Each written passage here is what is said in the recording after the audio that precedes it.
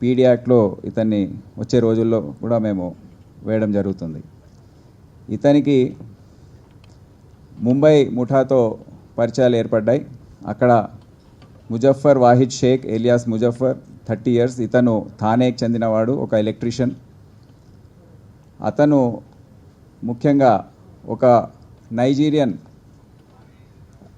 ఫారినర్తో, అతని పేరు ఆండ్రూ అని అంటున్నారు, మాకు ఇంకా వివరాలు సరిగా రాలేదు, సీ రూట్ ద్వారా అతను తీసుకొస్తున్నాడు ఈ కొకేన్. సో ఈ సీ రూట్ ద్వారా వచ్చిన సందర్భంలో ఈ వాహిద్ షేక్ అతను దాన్ని సేకరించి ఇంకో సప్లయర్ ఉన్నాడు పీటర్ అని, అతని ద్వారా A2 వినోద్ కిషన్ లాల్ శ్రీవాస్తవ్, అతను కూడా చేంబూర్లో నివసిస్తాడు, ముంబైలో ట్యాక్సీ డ్రైవర్, అతనికి ఇవ్వడము. వీళ్ళిద్దరు కూడా పెద్ద ఎత్తున పెడ్లింగ్ చేయడం అనేది జరుగుతూ ఉంది. వాళ్ళిద్దరు కూడా ఆర్థికంగా ఇబ్బందులు ఎదుర్కొంటున్నారు. వారి వృత్తులు ఏవైతే ఉన్నాయో, ఎలక్ట్రీషియన్, ట్యాక్సీ డ్రైవర్, వారి కుటుంబ సభ్యుల్ని పోషించలేక ఈ విధంగా తయారయ్యామని వారు కన్ఫెషన్లో చెప్పడం జరిగింది. అయితే వీళ్ళిద్దరూ A3 అండ్ A4 ఎవరైతే ఉన్నారో, చైతన్య వినాయక్ వాగ్ అండ్ ముష్తాక్ ఖాన్. చైతన్య అతను ఒక ఆర్టిస్టు, 3D ఆర్ట్ కన్సల్టెంట్, చౌపాటీలో ఉంటాడు ముంబై. ముష్తాక్ ఖాన్ అతను ఒక జొమాటో డెలివరీ బాయ్గా పనిచేస్తూ ఉన్నాడు. అతను కూడా సబర్బన్ ముంబైలో ఉంటున్నాడు. వీళ్ళందరూ కూడా ఆ ఫారినర్స్ నుండి సేకరించిన కోకేన్ని తీసుకొని ఇక్కడ సప్లై చేయడం, ఇక్కడ ప్రేమ్ ఉపాధ్యాయ్ దాన్ని కన్జ్యూమ్ చేయడం, మళ్ళీ పెడ్లింగ్ చేయడం, ఇక్కడ ఉన్న ఆయన దోస్తుల నెట్వర్క్ ఏదైతే ఉందో దాంట్లో అది అమ్మడము, ఇవన్నీ కూడా చేస్తూ ఉన్నారు.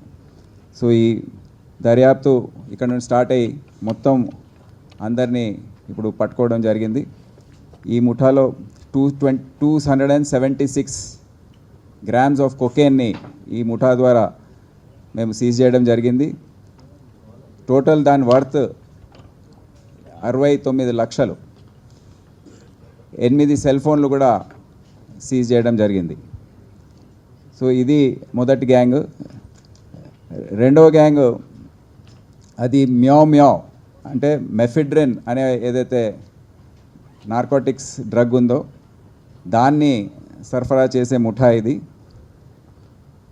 మ్యావ్ అనేది దానికి ఎన్నో స్ట్రీట్ నేమ్స్ అంటారు, దీన్ని స్ట్రీట్ నేమ్స్ ఎన్నో ఉన్నాయి.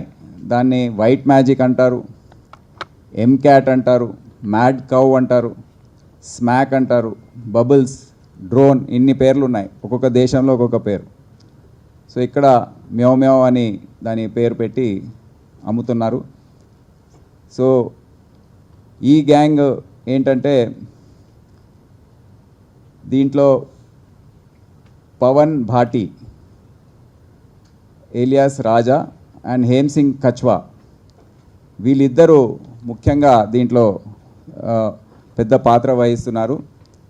ఈ కేసు దర్యాప్తు స్టార్ట్ అయింది. మాకు ఇక్కడ Jitender alias Jittu, resident of Katedan, ఇతన్ని ఒక లోకల్ ఇన్ఫర్మేషన్ బట్టి అతన్ని పట్టుకోవడం జరిగింది. అతను చిన్న వయసులో పుట్టాడు రాజస్థాన్లో, నాగౌర్ జిల్లాలో, కానీ చిన్న వయసులోనే 12 ఏళ్ళ వయసులోనే అతను హైదరాబాద్కి వచ్చేసాడు. ఇక్కడ మిఠాయి తయారు చేసే దుకాణంలో ఏ విధంగా మిఠాయి తయారు చేస్తారో నేర్చుకున్నాడు. తర్వాత ఒక స్వీట్ షాప్ కూడా పెట్టుకున్నాడు, కానీ అది బిజినెస్ సరిగా నడవలేదు, అది మూసేయవలసి వచ్చింది. సో ఇటువంటి ఆర్థిక అంతలోనే అతను పెళ్ళి అయింది, 2 పిల్లలు పుట్టారు. అంతలోనే ఈ ఆర్థిక కష్టాల్లో ఉన్న సమయంలో పవన్ భాటి, ఇతను కూడా అదే జిల్లాకు చెందిన వ్యక్తి, రాజస్థాన్లో నాగౌర్ జిల్లా, అతనితో సంప్రదింపులు జరగడం, అతను కూడా కాటేదాన్లో వేరే బిజినెస్ పైన అక్కడ వచ్చిన సందర్భంలో వాళ్ళిద్దరు కూడా కలిసి ఈ విధంగా మనము చేస్తే బాగుంటుంది, నాకు కొంతమందితో పరిచయాలు ఉన్నాయి, నేను ఈ ఎండి ఏదైతే ఉందో దాన్ని సేకరిస్తాను, మనం ఇక్కడ మీకు ఉన్న లోకల్ నెట్వర్క్లో అమ్మడానికి సహకరించండి, మనం ఇద్దరు డబ్బులు సంపాదించవచ్చని ప్రతిపాదన పెట్టడంతో ఈ బిజినెస్ స్టార్ట్ చేశారు 2022లో. సో ఇవన్నీ కూడా సురేందర్ అండ్ హనుమాన్ అనే ఇద్దరు అదే జిల్లాకు చెందినవారు, వారు మెయిన్ పెడ్లర్స్. మాకు ఇంకా దొరకలేదు వాళ్ళు, వారు ఎక్కడి నుంచి సేకరిస్తున్నారో ఇంకా మాకు ఈ ఇన్వెస్టిగేషన్లో తెలియలేదు. కానీ వారి ద్వారా ఈ పవన్ భాటి మరి అతని మిత్రుడు హేమ్ సింగ్, వీళ్ళిద్దరు కూడా ట్రాన్స్పోర్టర్స్. అంటే వారిద్దరి దగ్గర హనుమాన్ సురేందర్ దగ్గర కొని ఇక్కడ నాగౌర్ జిల్లా చెందిన వారు అందరూ వారి దీన్ని ఇక్కడ జితేందర్ అనే వ్యక్తికి సప్లై చేయడం, అతను ఇక్కడ లోకల్ లెవెల్లో చాలామందికి కన్జ్యూమర్స్ ఉన్నారు, వారందరినీ కూడా ఐడెంటిఫై చేయడం జరిగింది. మనోజ్ అని నాంపల్లి, నరేష్ అని షాపూర్, హరేందర్ దేవడా అని షాపూర్, రామ్దేవ్ పచ్వా షాపూర్, ఉప్పలగూడ రాజా, వికాస్ నాంపల్లికి చెందిన వ్యక్తి, వీళ్ళందరూ కూడా మాకు ఇప్పుడు కన్జ్యూమర్స్గా పేర్లన్నీ బయటకు వచ్చాయి. జితేందర్ ఏం చేశాడంటే, మరి ఇటువంటి మాదక ద్రవ్యాలు సరఫరా చేసే ముఠాలో చేరుతున్నాము, ఇటువంటి డేంజరస్ బిజినెస్ చేస్తున్నాం కనుక ఒక ఆయుధం ఉంటే బాగుంటుందని ఇతనితో పవన్ భాటితో డిస్కస్ చేసి ఒక 9mm పిస్టల్ ఏదైతే మీరు చూస్తున్నారో ఇది కొనడానికి దాదాపు 75,000 ఖర్చు చేసి ఒక 7 రౌండ్లు కొన్నాడు. దాంట్లో ఒకటి ఫైర్ కూడా చేసి చూసుకున్నాడు, ఇది కాటేదాన్ ఏరియాలోనో ఎక్కడో రిమోట్ ప్రాంతానికి వెళ్ళి అక్కడ ఫైర్ చేసి చూసుకున్నాడు, ఇది పనిచేస్తుందా లేదా అని. ఇంట్లో పెట్టుకున్నాడు, ఎక్కడైనా అవసరం ఉన్నప్పుడు ఏదైనా కీలకమైన ఆపరేషన్ చేసే సమయంలో ఇది పనికొస్తుందని. అంటే ప్లాన్స్ చాలా పెద్దగా ఉన్నాయని అర్థమవుతున్నాయి. సో ఈ విధంగా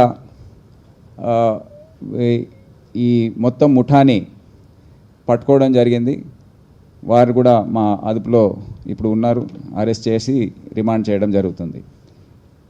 ఇప్పుడు ఈ పరిస్థితుల్లో మనము ఒక సందర్భంలో demand side of the narcotics consumption and supply side గురించి ఒకసారి మాట్లాడాం. అప్పుడు కన్జ్యూమర్స్ని కూడా కొంతమందిని అరెస్ట్ చేసి పంపించాం. ఇప్పుడు ఇంతమంది కన్జ్యూమర్స్ ఐడెంటిఫై అవుతున్న సందర్భంలో చట్ట ప్రకారం NDPS యాక్ట్లో సెక్షన్ 27A ప్రకారం 1 సంవత్సరం పనిష్మెంటే వారికి ఉంది. అంటే మీ అందరు తెలుసు, 7 సంవత్సరాల కన్నా తక్కువ ఉన్న కేసెస్లో పనిష్మెంట్ ఎక్కడైతే 7 సంవత్సరాల కన్నా తక్కువ ఉంటుందో అటువంటి కేసెస్లో రిమాండ్ చేయడానికి వీలు లేదు, ఓన్లీ నోటీస్ ఇచ్చి పంపించాలి. సో వీరందరికీ కూడా మేము ఏం చేస్తున్నామంటే, చట్ట ప్రకారం ఈ విధంగా ఉంది కనుక వారి తల్లిదండ్రులను పిలిపిస్తున్నాం. ఎందుకంటే వేరే విధంగా మనం చేయడానికి లేదు. తల్లిదండ్రులను పిలిపించి వారి ముందు వీరి వివరాలన్నీ పెట్టి వీరి గురించి చెప్పి, మరి మీ కొడుకు కూతురు అయినా ఎవరున్నా ఈ విధంగా తయారవుతున్నారు, మీరు జాగ్రత్తలు తీసుకోండి, వాళ్ళకు అవసరమైతే రీహాబిలిటేషన్ కోసం కూడా ఏవైతే సౌకర్యాలు అవసరమో అది కూడా మేము పూర్తి స్థాయిలో అందిస్తున్నాం. సో ఈ విధంగా ఈ కార్యక్రమాన్ని మేము ముందుకు తీసుకొస్తాం. సప్లై డిమాండ్ సైడ్ కంట్రోల్ చేయడానికి consumers who are not having, ఇప్పుడు వాళ్ళ కన్ఫెషన్ పైన మేము ఫోన్ డీటెయిల్స్ ఏవైతే వస్తాయో దాన్ని బట్టి మేము ఐడెంటిఫై చేస్తాం. కానీ వాళ్ళ దగ్గర అరెస్ట్ చేసే సమయంలో BNSS యాక్ట్ ప్రకారం మేము ఏదైతే ఫాలో చేస్తామో కోడ్ ఆఫ్ CRPC ఏదైతే ముందు ఉండిందో దాని ప్రకారం ఇప్పుడు వీరిని ఈ విధంగా ట్రీట్ చేయవలసి వస్తుంది. సో అందుకని కౌన్సిలింగ్ అండ్ రీహాబిలిటేషన్ చాలా ముఖ్యమయ్యాయి. 3వ గ్యాంగ్ ఏదైతే ఉందో అది బొల్లారం పోలీస్ స్టేషన్లో హర్ష అనే ఒక వ్యక్తి ఉన్నాడు. అతను బీటెక్ చదివిన తర్వాత ఒక మేజర్ సాఫ్ట్వేర్ కంపెనీలో పనిచేస్తున్నాడు. అతని గర్ల్ ఫ్రెండ్ అతన్ని మోసం చేసి పోయిందని చెప్పి డిప్రెషన్లో ఉండి ఏదో పబ్స్కి విజిట్ చేయడం ఇదంతా స్టార్ట్ చేసి ఆర్గానిక్ గాంజా కన్జంప్షన్ స్టార్ట్ చేసి కొకేన్కి అలవాటు పడ్డాడు. అది గోవా వెళ్ళిన సందర్భంలో అక్కడ అలవాటైంది. అక్కడ క్రిస్ అనే ఒక పెడ్లర్ ఉన్నాడు, అతను లోకల్ అక్కడ గోవా పెడ్లర్, అతనితో సంబంధం ఏర్పడి అక్కడ కన్జంప్షన్, తర్వాత మెల్లగా హైదరాబాద్ తీసుకురావడం, ఇక్కడ కన్జ్యూమ్ చేయడం, దాని తర్వాత దాని ద్వారా అది పెడ్లింగ్ చేసి డబ్బులు సంపాదించడం, ఆ స్థాయికి ఎదిగాడు. సో అతన్ని ఒక ఇన్ఫర్మేషన్ పైన అరెస్ట్ చేయడం జరిగింది. 10 grams of cocaine, ecstasy pills 11, mobile phone, ఇవన్నీ 3.5 lakh విలువ గల ఈ సామాగ్రిని అంతా మేము రికవరీ చేయడం జరిగింది. అతని ద్వారా తెలిసిన డీటెయిల్స్ మేము ఫాలో చేసుకుంటూ వెళ్తే మాకు 2 నైజీరియన్స్ దొరికారు. ఇద్దరు కూడా ఒకరి పేరు అఫుల్ క్లెమెంట్ ఏలియాస్ అఫుల్ డేవిడ్, ఇంకో అతను లాజరస్ చిన్వమెరీ ఫేవర్. ఇద్దరు కూడా నైజీరియాకు చెందినవారు. ఇద్దరు రికార్డ్ కూడా వీసా ఎక్స్పైర్ అయిపోయింది, పాస్పోర్ట్ కూడా ఎక్స్పైర్ అయిపోయింది, అది వ్యాలిడ్ కాదు. క్లెమెంట్ అయితే 4 నగరాల్లో తిరిగాడు. చండీగఢ్లో దిగి అక్కడ ఏదో ఎక్స్పోర్ట్ బిజినెస్ చేస్తూ ఏదో మోసం చేసే చీటింగ్ కేసులో అరెస్ట్ అయ్యి రిలీజ్ అయిన తర్వాత అతను మళ్ళీ ఢిల్లీకి వచ్చాడు. ఢిల్లీలో కొన్ని రోజులు ఉన్నాడు. దాని తర్వాత బెంగళూరు వెళ్ళాడు. బెంగళూరులో కొన్ని రోజులు ఇతర నైజీరియన్స్ అందరితో కూర్చొని ఈ విధంగా ఏదైనా బిజినెస్ చేద్దామని మాట్లాడాడు. దాని తర్వాత మళ్ళీ హైదరాబాద్కి వచ్చాడు. సో ఈ విధంగా 4 నగరాల్లో అతను తిరుగుతున్నాడు. ఎటువంటి జాడ మనకు తెలియట్లేదు. అతని మిత్రుడు కూడా ఈడు పాస్పోర్ట్ వీసా అతనిది కూడా ఎక్స్పైర్ అయిపోయి ఉంది. బోత్ ఆర్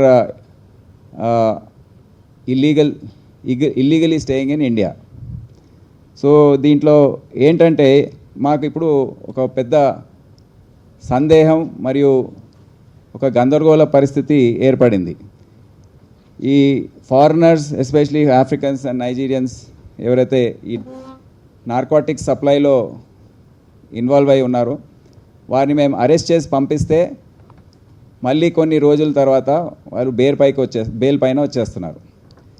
బెయిల్ పైన వచ్చిన తర్వాత ఎక్కడ వెళ్తున్నారో ఏంటో ఈ విశాలమైన దేశంలో ఎక్కడ మాయమైపోతున్నారో అర్థం కావడం లేదు.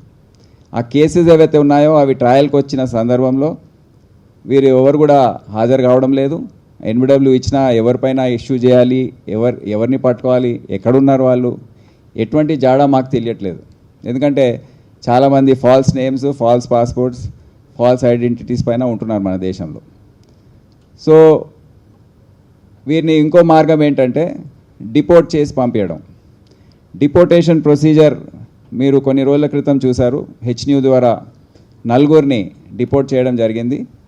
సో ఈ 2 కూడా మేము డిపోర్ట్ చేయడానికి నిర్ణయించాం. కానీ డిపోర్టేషన్ ప్రాసెస్ కూడా చాలా కష్టమైన ప్రాసెస్, అంత ఈజీ కాదు. అది మాకే పనిష్మెంట్ లాగా తయారవుతుంది. అదేంటంటే ముందు వీరి క్రెడెన్షియల్స్ ఏవైతే ఉన్నాయో అవి ఫస్ట్ మేము వెరిఫై చేయాలి. ముందు వీళ్ళు పట్టుకున్న సందర్భంలో ఎప్పుడు కూడా కరెక్ట్ పేరు చెప్పరు. వాళ్ళ దగ్గర ఉన్న పేపర్ కరెక్టా కాదా తెలియదు. సో ఎఫ్ఆర్ఆర్ఓ దగ్గర బయోమెట్రిక్ డీటెయిల్స్ ఉంటాయి. అక్కడ పంపిస్తే ఇద్దరివి నిజమైన పేర్లు, డీటెయిల్స్ తెలిసిన తర్వాత మళ్ళీ నెక్స్ట్ ఏంటంటే ఇప్పుడు వచ్చే ప్రొసీజర్లో మేము ఎఫ్ఆర్ఆర్ఓకి ఆ బయోమెట్రిక్ డీటెయిల్స్ ఇచ్చిన తర్వాత మూవ్మెంట్ రెస్ట్రిక్షన్ ఆర్డర్ ఇష్యూ చేయించాలి. FRRO has to issue movement restriction order on them. దాని తర్వాత అది ఇష్యూ అయిన తర్వాత ఎమర్జెన్సీ ట్రావెల్ సర్టిఫికేట్ వాళ్ళ ఎంబసీ నుండి రావాలి. ఎందుకంటే వాళ్ళ దగ్గర పాస్పోర్ట్ లేదు, ఏమీ లేదు. సో ఈ డాక్యుమెంట్స్ లేని పరిస్థితుల్లో వారిని మేము ఇక్కడ నుండి డిపోర్ట్ చేయాలంటే ఎమర్జెన్సీ ట్రావెల్ సర్టిఫికేట్ అవసరం. అది తీసుకురావడం అంత ఈజీ కాదు. ఎంబసీ నుంచి కోఆపరేషన్ ఇవన్నీ కూడా గతసారి 4 తరలించడంలో మన ఆఫీసర్స్ ఢిల్లీ వెళ్ళి అక్కడ ఎంబసీలో కూర్చొని అది వాళ్ళకి అన్ని డీటెయిల్స్ చూపించిన తర్వాత అప్పుడు ఇచ్చారు. సో ఈటీసీ ఇచ్చిన తర్వాత ఇక్కడ ఎఫ్ఆర్ఆర్ఓ ఎగ్జిట్ పర్మిట్ అనేది ఇష్యూ చేస్తారు. ఎగ్జిట్ పర్మిట్ ఇష్యూ చేసిన తర్వాత ఎయిర్ టికెట్స్ బుక్ చేయాలి. ఎయిర్ టికెట్స్ బుక్ చేసిన సందర్భంలో కూడా ఏదైతే ఎయిర్లైన్ ఉందో వాళ్ళు కూడా ఒప్పుకోవాలి. ఎక్కడి నుంచే డిపార్చర్ అవుతున్నారో ప్లస్ ఎక్కడైతే ల్యాండ్ అవుతున్నారో వాళ్ళిద్దరు కూడా ఇంటిమేషన్ ఉండి వాళ్ళు సరే అని చెప్పిన తర్వాతనే ఇది సాధ్యమవుతుంది, వారిని ప్లేన్ ఎక్కించి పంపించడం. సో ఇంత కొన్నిసార్లు ఒక నెల పడుతుంది, 2 నెలలు పడతాయి. వీళ్ళ భోజనాల ఖర్చు, వీళ్ళ సెక్యూరిటీ, వీళ్ళ సేఫ్టీ అంత బాధ్యత కూడా టోటల్ పోలీస్ పైన ఉంటుంది. సో ఇటువంటి పరిస్థితుల్లో ఇప్పుడున్న డీటెయిల్స్ ప్రకారం foreign nationals link to FRRO Hyderabad 4375 అని రికార్డులో ఉంది. అంటే వీళ్ళందరూ ఇక్కడ ల్యాండ్ అయ్యి ఎఫ్ఆర్ఆర్ఓ దగ్గర రిజిస్టర్డ్గా ఉన్నారు, కానీ దేశంలో ఎక్కడైనా ఉండొచ్చు, హైదరాబాద్లోనే ఎక్కడైనా they must be anywhere in India. Foreign national in Telangana 1844 ఈరోజు పరిస్థితి. Africans in Hyderabad 1387, Nigerians in Hyderabad 43 అని ఎఫ్ఆర్ఆర్ఓ రికార్డ్స్లో ఉన్నాయి. సో మేము 33 మంది ఫారెన్ నేషనల్స్ని హెచ్న్యూ ద్వారా అరెస్ట్ చేయడం జరిగింది గత 3 సంవత్సరాల్లో. 19 మంది ఫారెన్ నేషనల్స్ని డిపోర్ట్ చేయడం జరిగింది హెచ్న్యూ ద్వారా. సో ఇది ఇప్పటివరకు ఈరోజు ఇద్దరిని యాడ్ చేస్తే అది 21 పెరుగుతుంది. సో దాంతో ఈ మొత్తం డిపోర్టేషన్ ప్రాసెస్ టేకప్ చేయడం జరుగుతుంది. సో ఈరోజు హెచ్న్యూకి సంబంధించిన అధికారులందరూ కూడా చాలా కష్టపడి ఈ దర్యాప్తు, దేశవ్యాప్తంగా జరిగిన ఈ దర్యాప్తులో డీసీపీ హెచ్న్యూ సుధీంద్ర గారు, దాని తర్వాత మన ఇన్స్పెక్టర్స్ ఎవరైతే ఉన్నారో డానియల్ మరియు బాలస్వామి, మరి మొత్తం టీము చాలా కృషి చేసి, ఎందుకంటే మీకు ఇప్పుడే నేను ఓన్లీ వివరాలు చెప్పాను, కానీ వీళ్ళని పట్టుకోవడం, వీళ్ళని ట్రేస్ చేయడం ఎంత కష్టమైన పని అనేది మీకు అందరికి తెలుసు. అది కూడా తుపాకులతో ఉన్న పరిస్థితుల్లో వీళ్ళు ఎంత జాగ్రత్తలు తీసుకొని వెళ్ళాలి. ఇప్పుడు అనార్మ్డ్ కాంబాటే కాదు, కొన్ని సందర్భాల్లో వీళ్ళు బీపీ జాకెట్స్ కూడా క్యారీ చేసే పరిస్థితి వస్తుంది. మీకు తెలుసు డ్రగ్ సరఫరా చేసే ముఠాలు ఏ విధంగా వేరే దేశాల్లో చాలా డేంజరస్గా ఉంటాయి. కొలంబియా, మెక్సికో లాంటి దేశాల్లో మీరు చూసారు ప్రభుత్వాల్ని పడగొట్టడం, ఇటువంటి పెద్ద పెద్ద ఆర్మీస్, ప్రైవేట్ ఆర్మీస్ తయారు చేసుకోవడం, ఇవన్నీ కూడా. సో అటువంటి పరిస్థితి ఏమి లేదు మన దగ్గర, కానీ వీరిని అణిచివేయడం అనేది చాలా ముఖ్యమైన అంశం. సో ఈ ఎఫర్ట్లో మొత్తం హెచ్న్యూ టీంకి నా శుభాకాంక్షలు తెలియజేస్తున్నాను. అంటే వాళ్ళు వేరే పేరు చెప్తారు, మాకు వాళ్ళ ఫోన్ ద్వారా ఏమీ తెలియదు.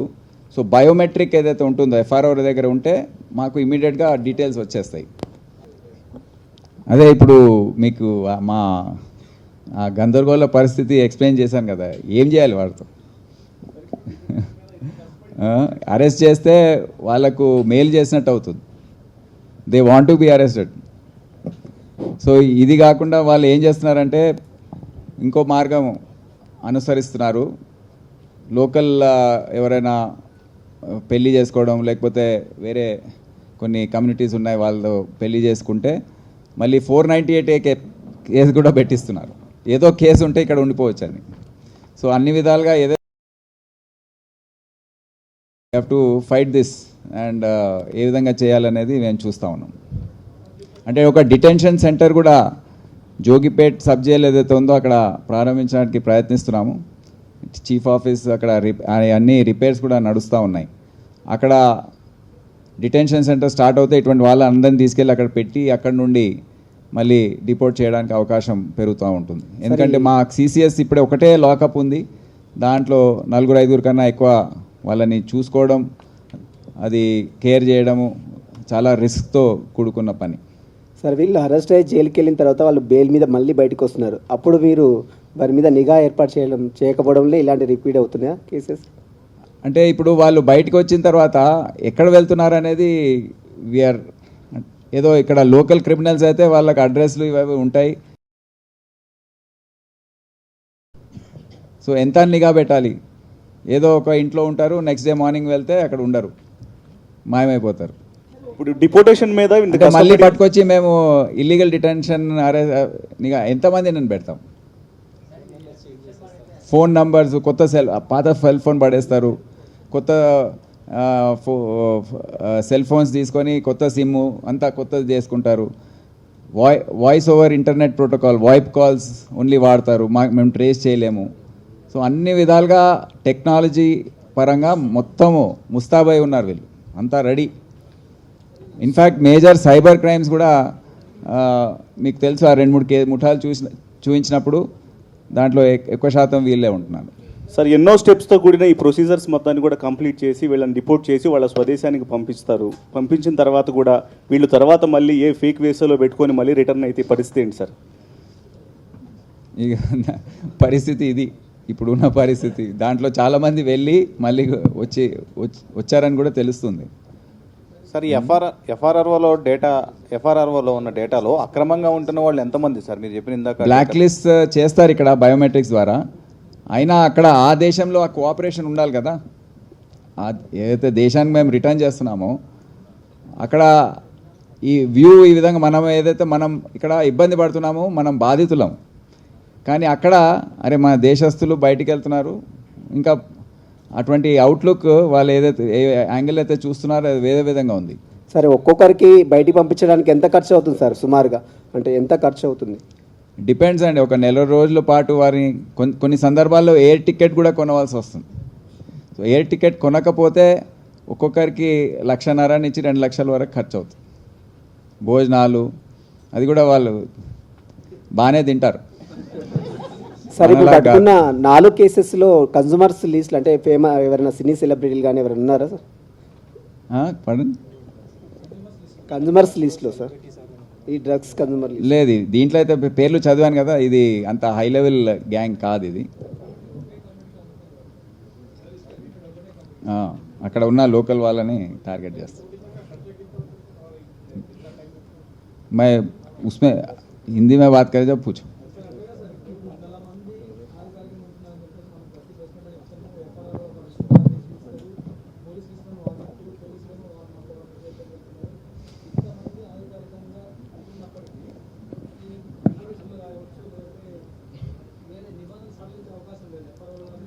అదే యాక్చువల్లీ మొన్న యూనియన్ హోమ్ సెక్రటరీ గారు వచ్చారు మొత్తం బృందంతో. ఈ నార్కోటిక్స్ పైన డిస్కషన్లో ఇది చాలా పెద్ద ఎత్తున చాలా సుదీర్ఘంగా దీనిపైన చర్చ జరిగింది. అన్నీ చెప్పాము ఈ విధంగా ఉంది పరిస్థితి అంటే, అప్పుడు చేస్తున్నాము వీఆర్ టైటనింగ్ అప్ ప్రాసెస్, మొత్తం దేశంలోనే టైటన్ చేస్తున్నాము. ఫారెన్ నేషనల్స్ ఇక్కడే కాదు, బంగ్లాదేశీస్, రోహింగ్యాస్ దాని అందరి పట్ల కూడా కొన్ని వేరే విధంగా ఒక సిస్టమ్ తీసుకొస్తున్నామని చెప్పారు. మళ్ళీ అప్పటి వరకు వేచి చూడాలి.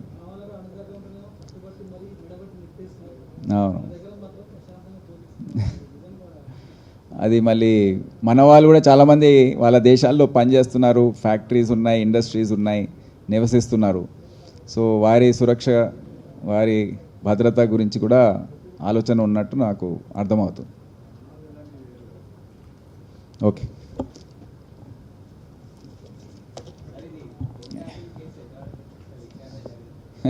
రోజు మీరే రాస్తున్నారు కదా, నన్నేమాడు చాలా విషయాలు పేపర్లో చదివి తెలుసుకుంటాను నేను.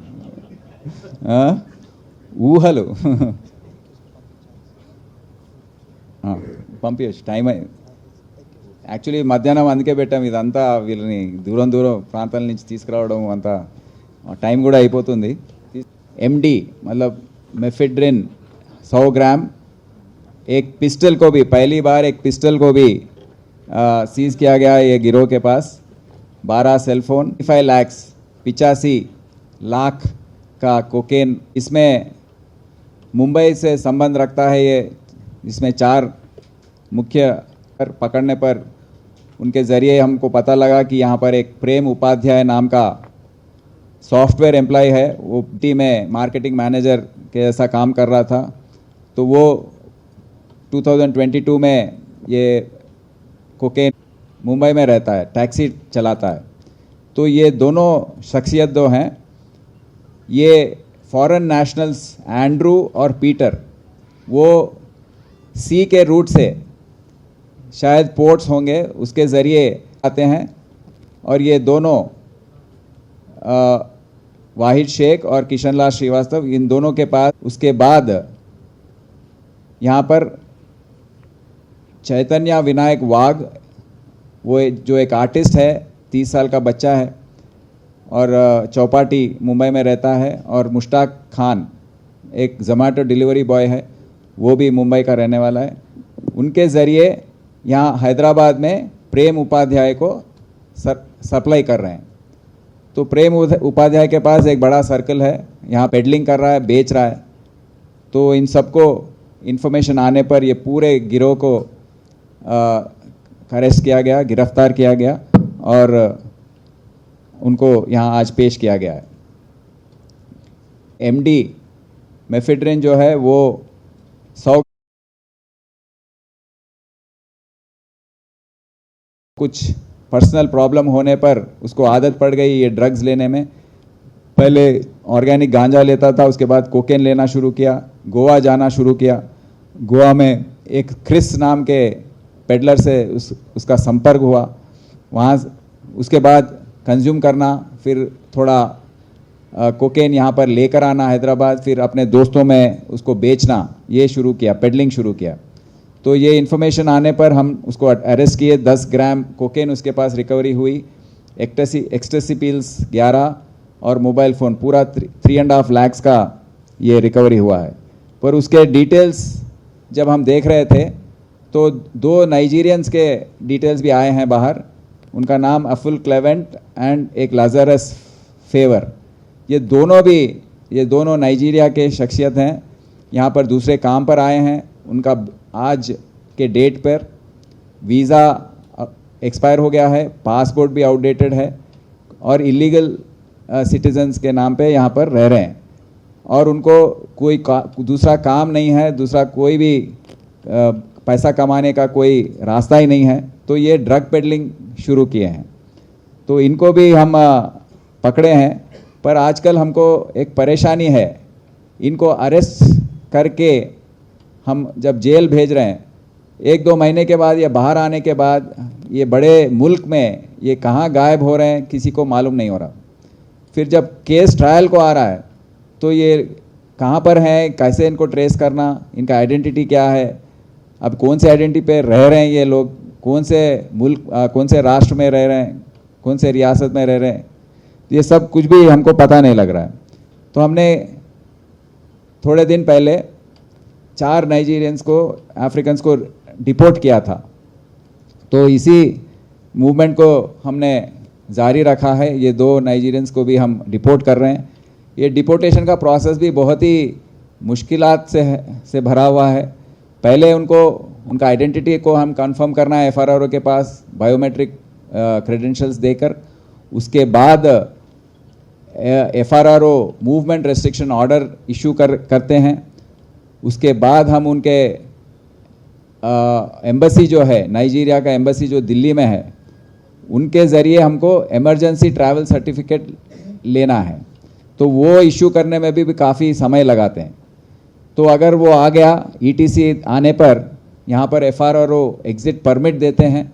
एग्ज़िट परमिट देने के बाद एयरलाइंस जो है वो डिपार्चर होने का हैदराबाद और जो लैंडिंग एयरपोर्ट है वहाँ पर भी उनका अप्रूवल लेने के बाद टिकट बुक होता है और फिर पूरे अप्रूवल्स के साथ उनको प्लेन चढ़ाते हैं।